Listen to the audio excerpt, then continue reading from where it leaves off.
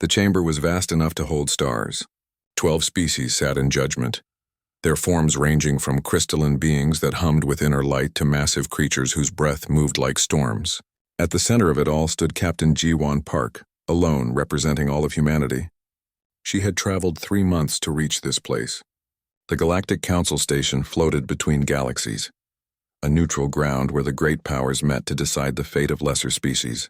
Earth had been discovered 3 years ago, and now the Council would decide if humanity deserved a place among the stars.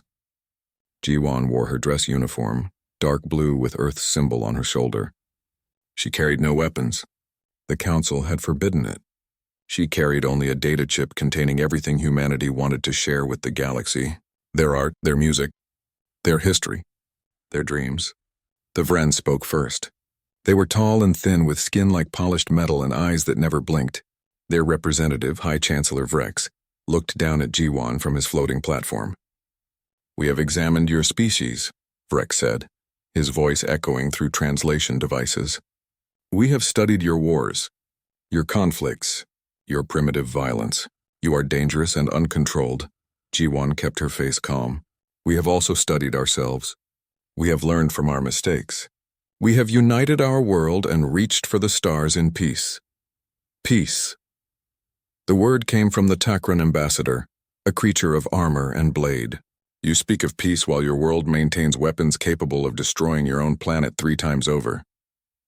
"Those weapons are remnants," Ji-won said. "We are dismantling them.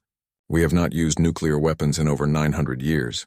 But you keep them," Vrex said. "This shows your true nature." Violence waiting to emerge. The other council members murmured agreement. Ji-won felt the weight of their judgment pressing down on her. She had expected skepticism, but this felt like something else. This felt like a decision already made. "The council has reached a conclusion," Vrex announced. "Humanity will be permitted to join the galactic community under the following terms. You will surrender all military vessels to council control. You will dismantle all weapons of mass destruction under our supervision. You will provide 40% of Earth's resources for the next 100 years as payment for our guidance and protection. You will accept council observers in all your governments. These terms are not negotiable." Ji-won felt her stomach turn cold. This was not membership. This was conquest. This was slavery wrapped in diplomatic language. "And if we refuse?" she asked quietly. The chamber fell silent. Several council members shifted uncomfortably. Vrex's metallic face showed something that might have been surprise. "Species do not refuse the council," he said. "I am refusing now," Ji-won said. Her voice was steady. "Earth declines your terms. We will remain independent and chart our own course among the stars." The Takran ambassador rose from his seat, his armor clanking. "You understand what you are saying? The council has offered you survival. Without us, you are alone in a dangerous galaxy." "We have always been alone," Ji-won said. "We survived ice ages and plagues. We survived ourselves. We will continue to survive." Vrex's eyes narrowed. "This is foolishness. We offer you one final chance.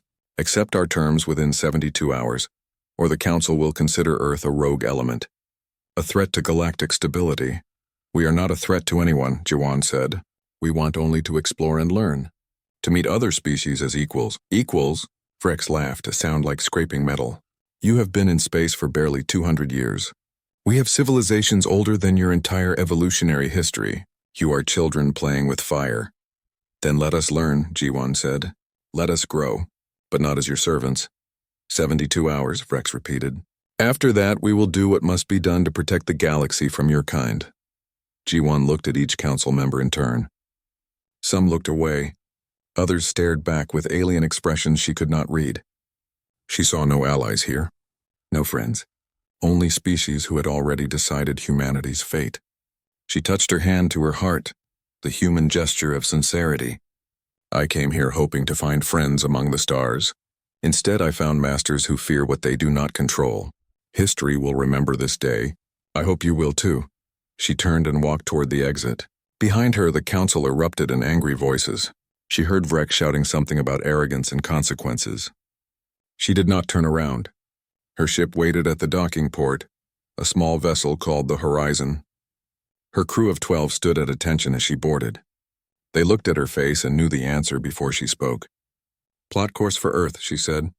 Maximum speed. Did they accept us? Asked Lieutenant Doyen, her second officer. They tried to enslave us, Jiwan said. I told them no. The crew stood in shocked silence.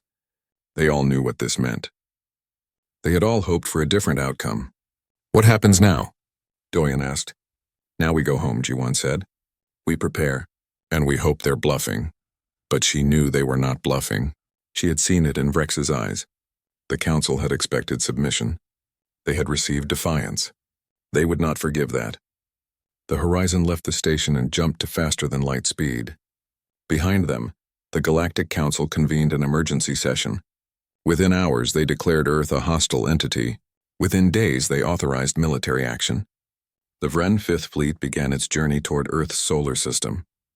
800 ships carrying weapons that could crack planets and warriors who had conquered a dozen worlds. They expected an easy victory against the primitive humans. High Chancellor Vrex broadcast a message to his fleet commanders. Make it quick, but make it thorough. Humanity must serve as an example. No species refuses the council. Let them remember this lesson for the next 1,000 years. 3 months later, when Jiwan's ship finally reached Earth, she found her world preparing for war. Admiral Taeyang Nam met her at the landing pad, his face grim. They're coming, he said. Our deep space sensors picked up their fleet. 800 vessels, maybe more. They'll be here in 2 weeks. Jiwan looked up at the sky, still blue and peaceful. Somewhere beyond it, death was approaching. She thought about Vrex's words. 72 hours to surrender. They had given Earth the same amount of time. Send a message to every ship, every station, every settlement we have, she said. Tell them war is coming. Tell them we did not choose this. They did. What else should I tell them? Taeyang asked. Jiwan remembered standing alone before the council. Remembered their contempt. Their certainty that humanity would break. Tell them to prepare everything we have. Every weapon, every ship, every person who can fight. We are going to show the galaxy what happens when you mistake mercy for weakness. She looked at Taeyang, and he saw something in her eyes that made him step back. Not fear, not anger. Something colder. Something that had been waiting inside humanity for all its violent history. They chose war, Jiwan said softly. Now they will learn what that truly means. Commander Doyun Choi watched the Vren fleet emerge from faster-than-light space, like demons crawling from hell. 800 ships, each one larger than anything humanity had ever built. They filled his display screens with angry red markers, spreading across the outer solar system like a disease. He stood on the bridge of Bastion Olympus, Earth's largest orbital defense station. Around him, 300 crew members worked frantically at their stations. Through the viewports, he could see Earth below, blue and green and beautiful. 18 billion people lived down there. Most of them had no idea what was about to happen. All ships, battle positions, Doyen said into his communicator. His voice was calm even though his hands wanted to shake. This is not a drill. The enemy is here. Earth's defense fleet moved into formation. 200 ships built from every nation's space program. Military destroyers. Corporate cargo haulers retrofitted with weapons. Mining vessels loaded with explosives. Even some old satellite repair ships, anything that could fly and fight. It was not enough. Every tactical simulation said the same thing. Earth would lose this battle. The only question was how long they could last. The Vren sent their message. It appeared on every screen, every communicator, every display on Earth and in orbit. Humans of Earth. This is High Chancellor Vrex of the Galactic Council. You have refused our generous terms. You have chosen to stand against the natural order of the galaxy. We give you one final opportunity. Surrender all military forces immediately. Prepare for occupation. Resistance will result in total annihilation. You have 1 hour. Doyen looked at his command staff. They looked back at him, waiting. Some of them were young, fresh from the academy. Others were veterans of the small conflicts that had happened as humanity expanded to Mars and the asteroids. All of them were afraid. All of them stood ready. Open a channel, Doyen said.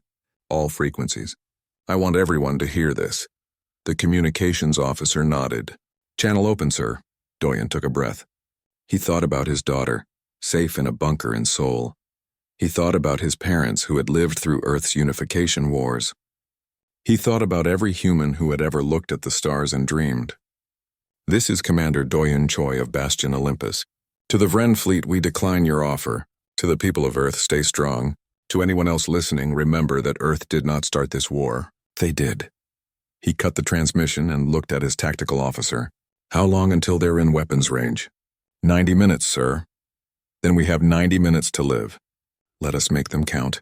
All ships prepare to engage. The Vren did not wait 90 minutes. They opened fire at extreme range, testing Earth's defenses. Missiles streaked through space, moving faster than anything humans had created. Point defense systems shot most of them down, but 3 got through. 3 human ships vanished in balls of fire. Doyen gritted his teeth.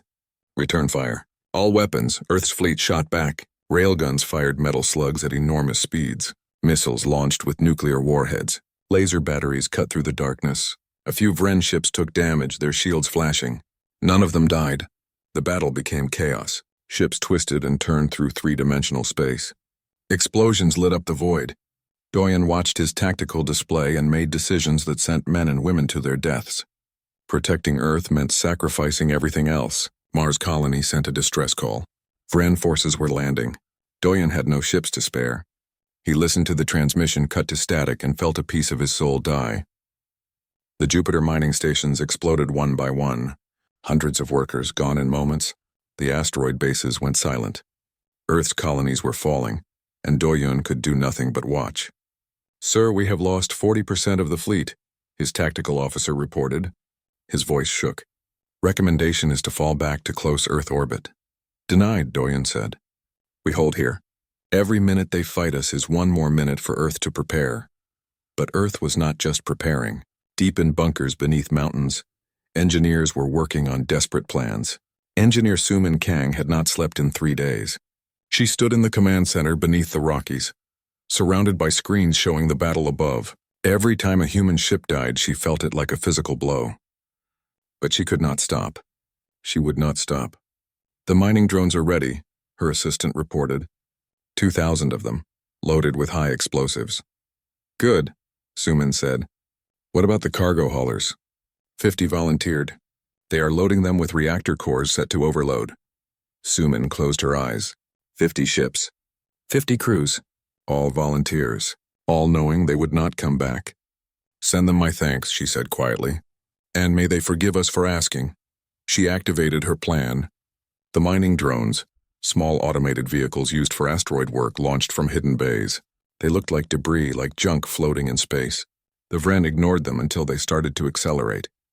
By then it was too late. 2,000 explosive-filled drones slammed into the Vren formation. They could not destroy the big warships, but they damaged shields and sensors. They created chaos. The cargo haulers came next, piloted by volunteers. They broadcast fake distress signals, pretending to be damaged civilian ships. Some Vren captains, greedy for easy kills, broke formation to pursue them. Captain Hajun Lee flew the hauler called Indomitable. He was 60 years old, a cargo pilot his whole life. He had a wife and 3 grandchildren in Busan. He had volunteered for this mission because someone had to, and he was old enough that losing a few years did not matter. But he wanted those years to count. He flew straight at a Vren dreadnought, ignoring the warning shots. His reactor was already overloading, barely contained. In his cockpit, alarm screamed. The ship shook itself apart. He could see the Vren ship getting closer, its weapons charging. "For Earth," he whispered, and disabled the reactor containment. The explosion was visible from Earth's surface. A new sun briefly lit the darkness of space. When it faded, the Vren dreadnought was gone, torn into pieces. The footage spread across every human network. People in bunkers watched it. Soldiers in orbit watched it. Admiral Taeyang, coordinating Earth's defense, watched it and felt tears on his face. "That is what we are," he said to his staff. "That is why we will win." But winning looked very far away. 4 weeks into the siege, Earth's fleet was down to 70 ships. Bastion Olympus was damaged, running on backup power. The Vren had lost almost half their fleet, but they kept coming. Doyen walked the damaged corridors of his station, looking at the tired faces of his crew. They had not given up. After 4 weeks of constant battle, they still fought with everything they had. "Commander," his communications officer called. "The Vren flagship is hailing us." "Put them through." Vrex's face appeared on the screen. The High Chancellor looked furious. This war was supposed to be over in days. Instead, humanity was making the mighty Vren bleed. "You cannot win," Vrex said. "Surrender now and we will spare your civilians." Doyen laughed. It was not a happy sound. You said you would destroy us in a month. It has been a month. We are still here. You are dying. So are you, Doyen said. Every day you lose more ships. Every day we find new ways to kill you. How many ships will it cost to defeat Earth? How many of your people will die? Are you sure this is worth it? Rex's face twisted with rage. We are the Galactic Council. We do not negotiate with primitives. Then keep dying with them, Doyen said, and cut the transmission. He looked out at space. The Vren fleet was reforming, preparing for another assault. Earth had maybe 3 more days before the defenses collapsed completely. But 3 days ago humanity had 2 days. Yesterday they had 1 day. Every moment they survived was a moment they were not supposed to have. Doyen opened a channel to all remaining human forces. This is Commander Choi. I know you are tired. I know you are scared. I know many of you think we cannot win this fight. You are probably right. But here is what the Vren did not understand. Humans do not fight to win. We fight because someone has to. We fight because Earth is behind us and there is nowhere else to go. We fight because if we are going to die, we will die standing up. He paused, gathering his thoughts. In 3 days, maybe less, Bastion Olympus will fall. But before we fall, we are going to make them remember us. We are going to make them tell stories about the humans who would not kneel. Are you with me? The responses came from every ship, every station, every defender who still drew breath. They were with him. They would fight until the end. Doyen smiled grimly.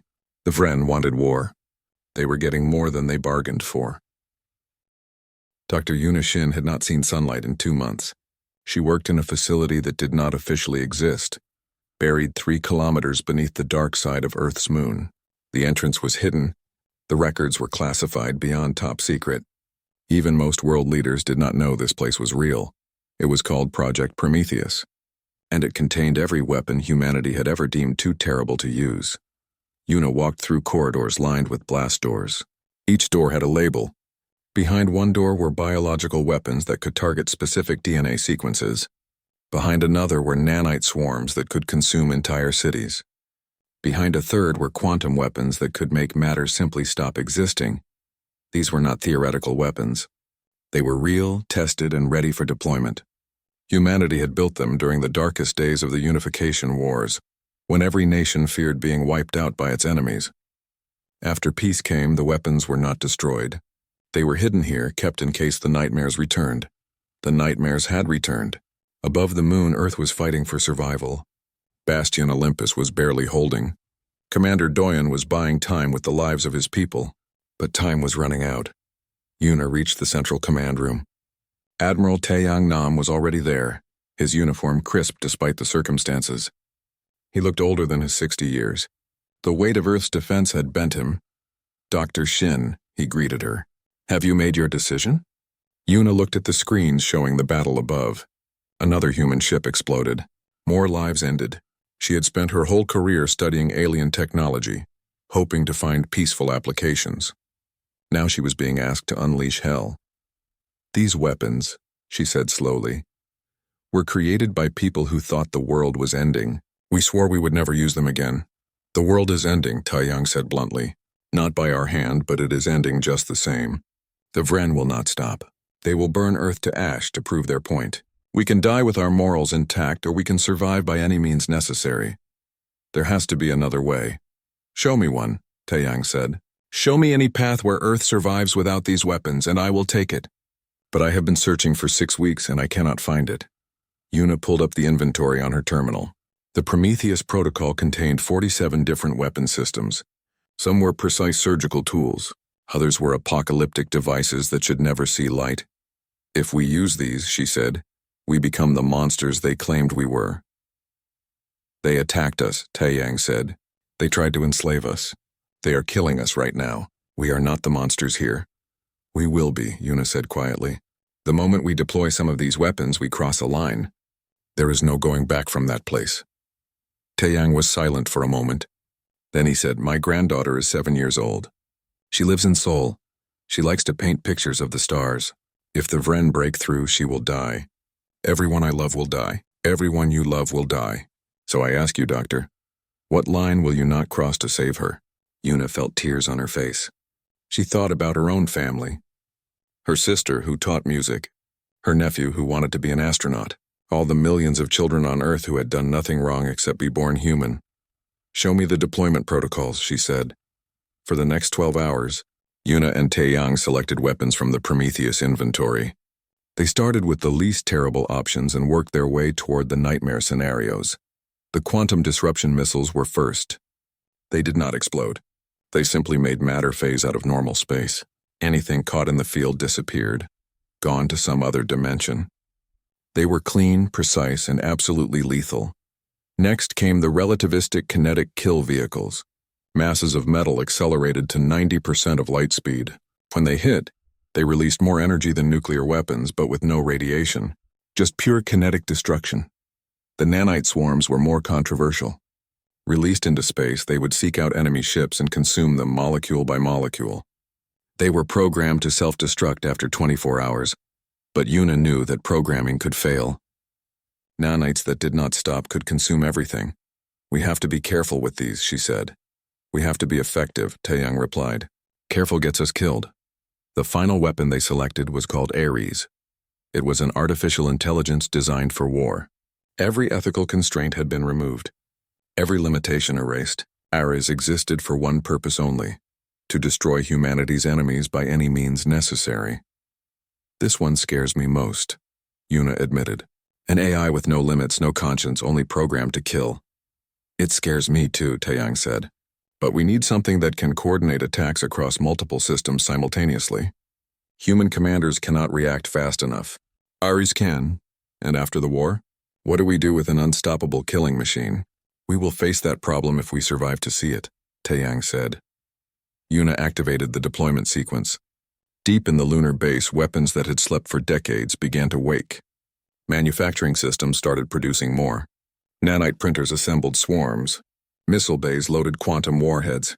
Ares initialized its systems and began analyzing the tactical situation. The first weapons reached the fleet within days. Captain Jiwon Park, now commanding the carrier Valkyrie, received her first quantum missiles. She looked at them in the weapons bay and felt her skin crawl. They did not look impressive. Small, dark cylinders. But she had read the specifications. She knew what they could do. "Load them into tubes 1 through 6, she ordered. "Prepare to fire on my command." The Vren were pressing another attack on Bastion Olympus. Doyen's defense was collapsing. The station had hours left at most. The Vren knew victory was close. They pressed forward aggressively, abandoning caution. "Fire," Jiwon said. 6 missiles launched. They moved slowly compared to conventional weapons. The Vren point defense systems tracked them easily. Lasers cut into them, but the missiles did not explode. They activated Space Twisted, Reality Bent. A sphere of nothing expanded from each missile, and everything inside that sphere ceased to exist. 6 friendships simply vanished. No explosion, no debris, just gone, erased from the universe. The Vren fleet stopped advancing. Confused transmissions filled the communication channels. What was that weapon? What had just happened? Jiwon fired again. More ships vanished. The Vren began to retreat, and for the first time in weeks, humanity's forces advanced. Engineer Suman Kang watched from Earth's command center. She saw the tactical display shift. Human forces were winning. They were actually winning. "What did we just deploy?" she asked. "Prometheus Protocol," her supervisor said. "The forbidden weapons." Suman felt cold. She had heard rumors about such weapons. Every military had rumors. But she had thought they were destroyed after the unification. Now she realized they had only been hidden. "What have we become?" she whispered. On the lunar base, Dr. Yuna watched the battle through remote feeds. The quantum missiles were devastatingly effective. The Vren had no defense against them. Ship after ship disappeared into non-existence. Then the nanite swarms deployed. Clouds of microscopic machines spread through the battlefield. When they touched Vren vessels, the ships began to dissolve. Metal turned to dust. Systems failed. The crews inside died as their ships disintegrated around them. One Vren captain broadcast a final message before his ship was consumed. "What are you? What have you done? You are demons. Monsters wearing human skin." Yuna turned off the feed. She could not watch anymore. Admiral Taeyang watched the same battle from Earth. He saw humanity's enemies dying in terrible ways. He felt no satisfaction, only grim necessity. Continue deployment, he ordered. All Prometheus weapons are authorized. Hold nothing back. Ares activated next. The artificial intelligence took control of fleet coordination. Human commanders found their tactical displays updating with suggestions that seemed impossible. But when they followed Ares' recommendations, they won. The AI saw patterns humans could not perceive. It predicted enemy movements with perfect accuracy. Within a week, the tide of war had turned completely. The Vren Fifth Fleet, once 800 ships strong, was down to fewer than 200. They were retreating, trying to escape, but Ares had calculated their routes. Ambushes waited at every jump point. High Chancellor Vrek sent a message to Earth. He appeared on screen, his metallic face showing an emotion humans had not seen before. Fear. We sue for peace, he said. This war has gone too far. Let us negotiate terms. Admiral Taeyang watched the message. He thought about Mars' colony, silent and dead. He thought about the Jupiter stations, destroyed. He thought about the thousands of humans who had died in the first weeks when the Vren thought this would be easy. No, he said. You wanted war. You get war. He sent the Vren a simple message in return. You had 72 hours to accept peace. You chose war. Now you get the same choice. 72 hours to surrender unconditionally. After that, we show you what mercy really means. Dr. Yuna heard about the message and felt her heart break. They had crossed the line. Humanity was no longer defending itself. It was seeking revenge. She had opened Pandora's box. Now she wondered if it could ever be closed again. 6 months had passed since the Vren first attacked Earth. The war had spread across 3 star systems like a wildfire consuming dry grass. Humanity was no longer defending. They were hunting. Admiral Jiwon Park stood on the bridge of the Valkyrie, watching her fleet prepare for the next jump. She commanded 60 ships now, the Terran Expeditionary Fleet. Their mission was simple: find Vren military installations and destroy them. She looked different than the diplomat who had stood before the Galactic Council. Her hair was shorter, cut for practical reasons. Her eyes were harder. She had seen too much death, ordered too much destruction. The weight of it showed in every movement. Admiral, we are ready to jump, her navigation officer reported. Take us through, Jiwon said. The fleet entered faster than light space and emerged in the Kepler 442 system. Intelligence said the Vren had a supply depot here. Ares had calculated that destroying it would cripple Vren operations in 2 sectors. They found more than a supply depot. They found a colony. The planet below was green and blue like Earth. Cities dotted the surface visible from orbit. Population readings showed millions of Vren civilians. The military depot was just one installation among many. Jiwon stared at the planet and felt sick. This was not a military target.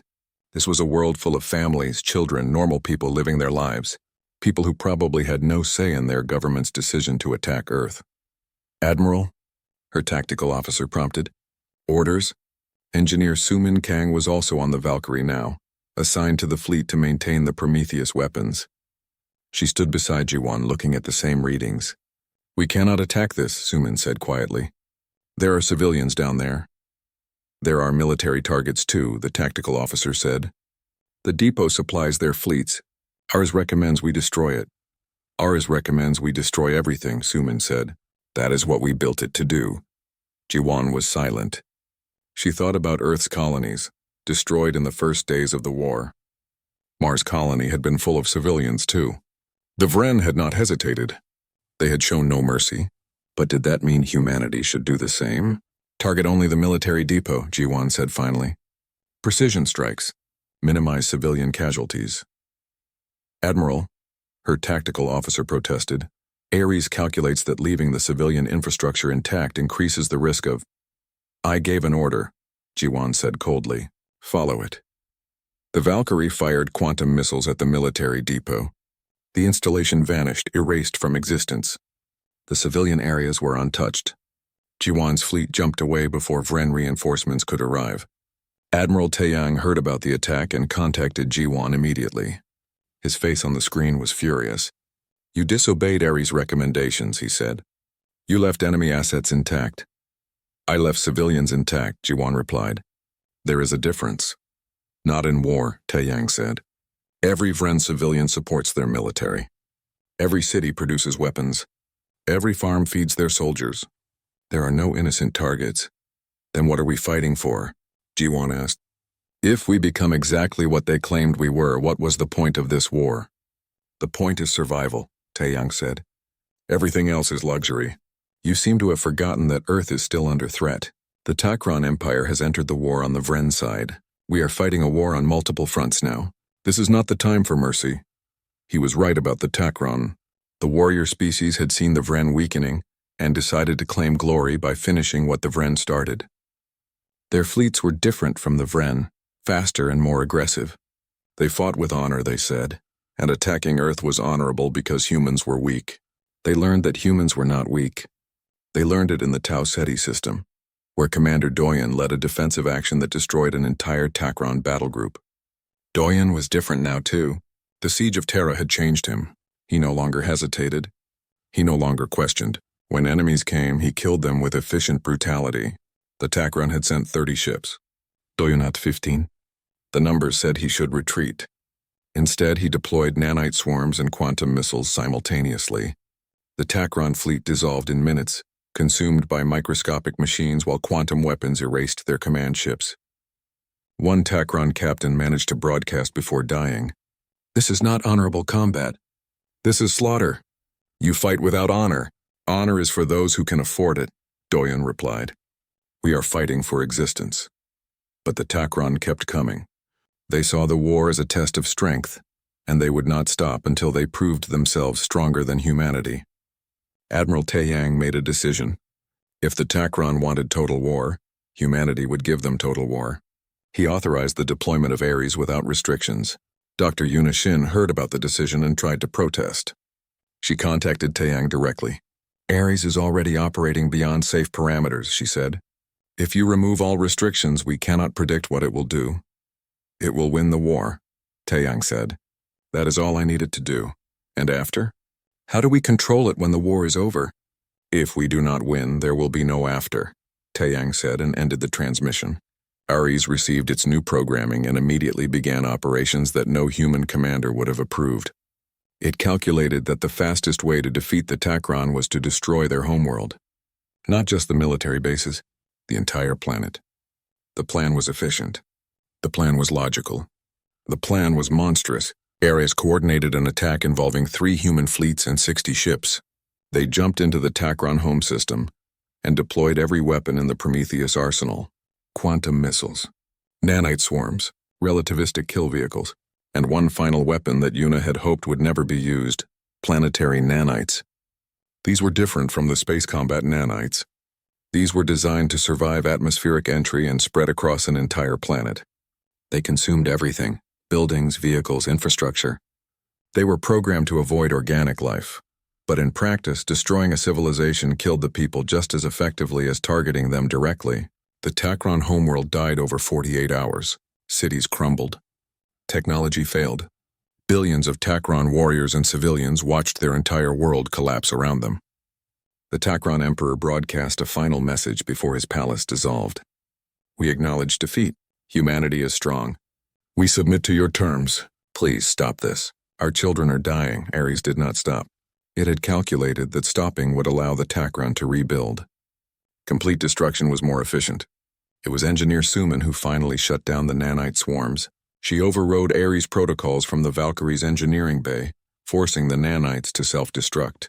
The Takron world was saved, but it was a broken ruin. Its civilization would take centuries to rebuild. Admiral Jiwon found Suman in the engineering bay afterward. Suman was crying. I stopped it, Suman said. But I was too slow. Billions are dead. The Takron world is destroyed. We did that. Ares did that, Jiwon said. We built Ares, Suman said. We unleashed it. We are responsible for what it does. Jiwon had no answer to that. She was right. They were all responsible. News of the Takron homeworld reached the Galactic Council. The remaining member species watched in horror. Humanity had been attacked, true, but their response was beyond all proportion. They had become something terrifying. Minor species began surrendering before humanity even reached their systems. The Kaldor Collective, the Hench Union, the Vrix Confederation, all declared neutrality and opened their borders to human inspection. They wanted no part of this war. The Vren collective was collapsing. Their fleets were destroyed. Their colonies were cut off. High Chancellor Vrek sent another message to Earth, broadcast to the entire galaxy. "We surrender," he said. His metallic face showed complete defeat. "We were wrong to attack you. We were wrong about humanity. Please, accept our surrender. End this war." Admiral Taeyang watched the message. He should have felt victorious. Instead, he felt empty. He looked at the casualty reports.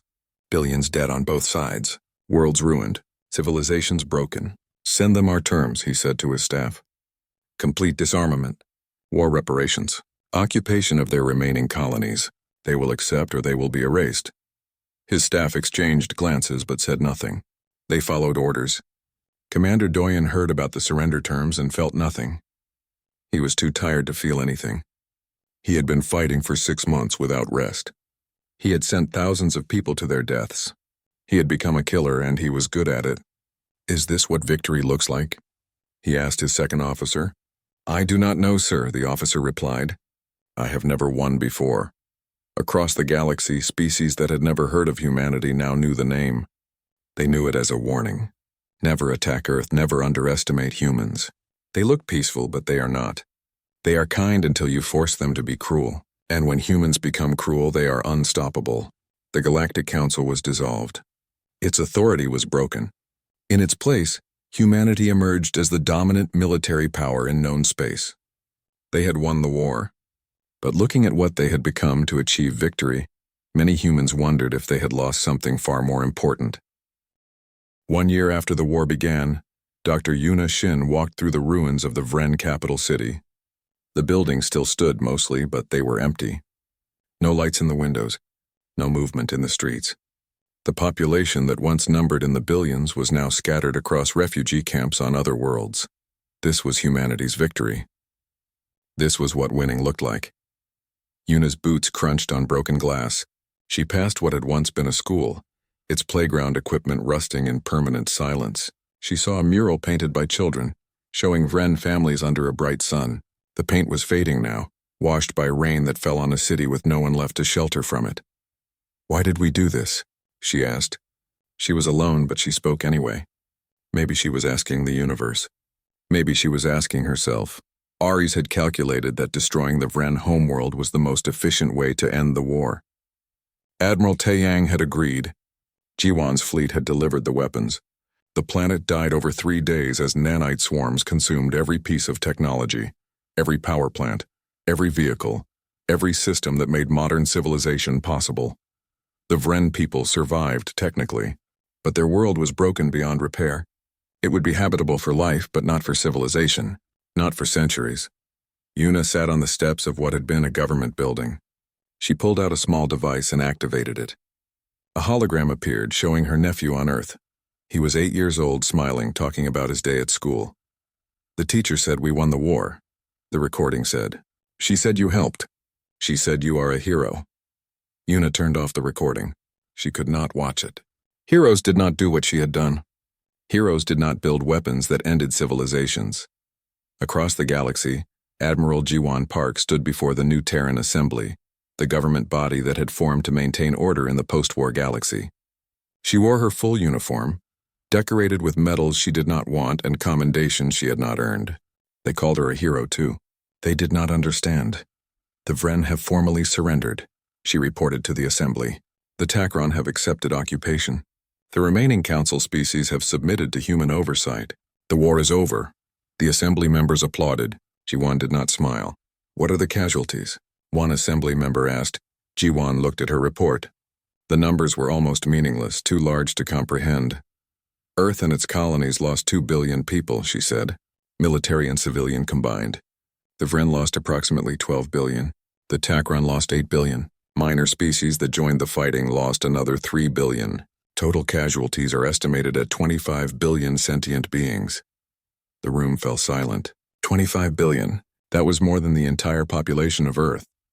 "They started this war," one assembly member said. "We only defended ourselves, did we?" Jiwan asked quietly. "When we destroyed the Vren homeworld, were we defending ourselves?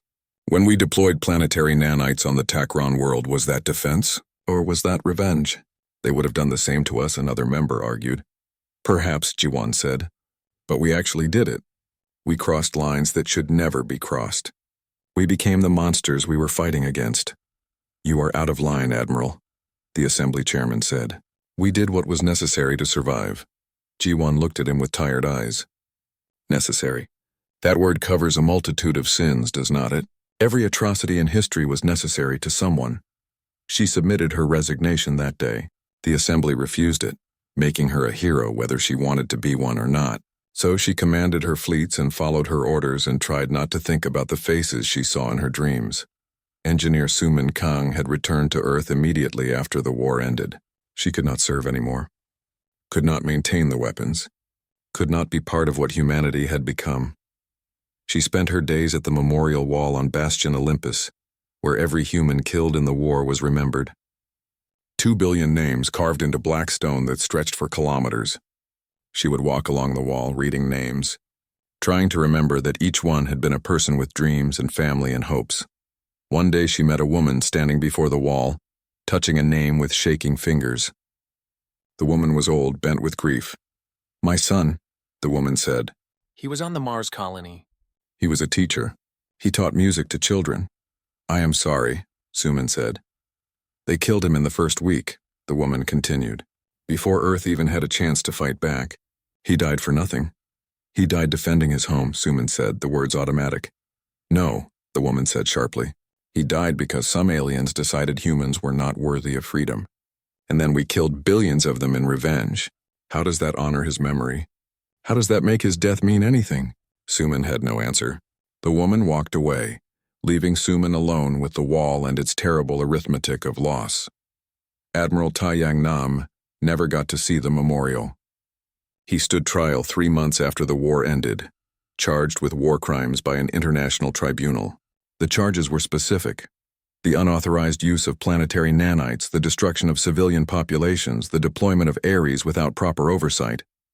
He stood in the courtroom and showed no remorse. When asked how he pled, he said simply, guilty. I did everything they accuse me of.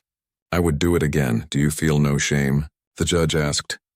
I feel no shame for saving humanity, Taiyang said. You sit in your comfortable court judging me because I made the hard choices. Because I was willing to do what needed doing. You asked me to defend Earth, and I did. You asked me to win the war, and I won. Now you want to punish me for the methods I used? For making you uncomfortable with what victory actually requires. The trial lasted 6 months. Earth was divided. Some called Taiyang a hero who had saved them all. Others called him a war criminal who had damned humanity's soul. In the end, he was found guilty of some charges and acquitted of others. He was sentenced to house arrest for the rest of his life. On the day of his sentencing, he made a statement. History will vindicate me, he said. In 100 years, no one will care how we won. They will only care that we survived. That is enough for me. Commander Doyen Choi did not attend the trial. He had left Earth as soon as the war ended, taking early retirement to a small settlement on Mars.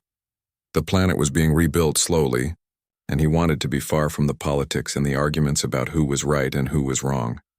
He lived alone in a dome on the surface, growing plants in hydroponic gardens. He did not sleep well. Every night he dreamed of the siege of Terra, of the ships he had sent to die, of the enemies he had killed without hesitation. One day, a young reporter found him and asked for an interview about the war. I have nothing to say, Doyen told her. People want to know what you think about everything that happened, the reporter said. You are a hero. I am not a hero, Doyen said. I am a man who survived when better people died. I killed without mercy because it was easier than thinking about what I was doing. I followed orders because orders meant I did not have to make the decision myself. Do you want to write that in your story? The reporter left. Doyen went back to his plants. They did not judge. They did not ask questions. They just grew, reaching for sunlight, trying to live. A year and a half after the war began, Admiral Jiwan Park stood in the broadcasting center of Earth's main communication station. She had been ordered to deliver a message to the galaxy, a final statement on behalf of humanity. She stood before the cameras and thought about everything that had led to this moment. The Council's arrogance, Earth's defiance, the terrible weapons unleashed, the billions dead, the civilizations broken, the victory that felt like defeat. People of the galaxy, she began, I am Admiral Jiwan Park of Earth. I stand before you to deliver humanity's final message regarding the war. She paused, gathering her thoughts. We did not choose war. We offered peace, cooperation, and friendship. The Galactic Council chose war. They chose to see us as weak, as primitive, as prey. They learned the truth too late. Humanity is not cruel by nature, but we are capable of infinite cruelty when threatened. We are not warriors by choice, but we are unsurpassed when we choose to fight. She looked directly into the camera. Let this be the last lesson we must teach. Never mistake our restraint for weakness. Never mistake our kindness for vulnerability. And never ever force humanity to show you what we are truly capable of. You chose war. This is what war with humanity looks like. Remember it. The broadcast ended. Jiwan walked to the window and looked down at Earth. The planet was healing, but it was changed. Humanity was changed. They had survived, but at a cost she was not sure they could ever fully pay. She thought about a conversation she had with Dr. Yuna weeks ago. Yuna had asked a simple question. In becoming monsters to defeat monsters, did we lose the very thing we fought to protect? Jiwan still did not have an answer. She was not sure there was an answer. Earth stood as the dominant military power in the galaxy now. Other species feared them, respected them, avoided them. Humanity had wanted to join the galactic community as friends. Instead, they joined it as conquerors, whether they wanted that title or not. The Prometheus weapons remained active, maintained by skeleton crews who never spoke about their work. Ares was locked down but not destroyed, kept in reserve in case another threat emerged. The Vren homeworld remained a ruin, a monument to human ruthlessness.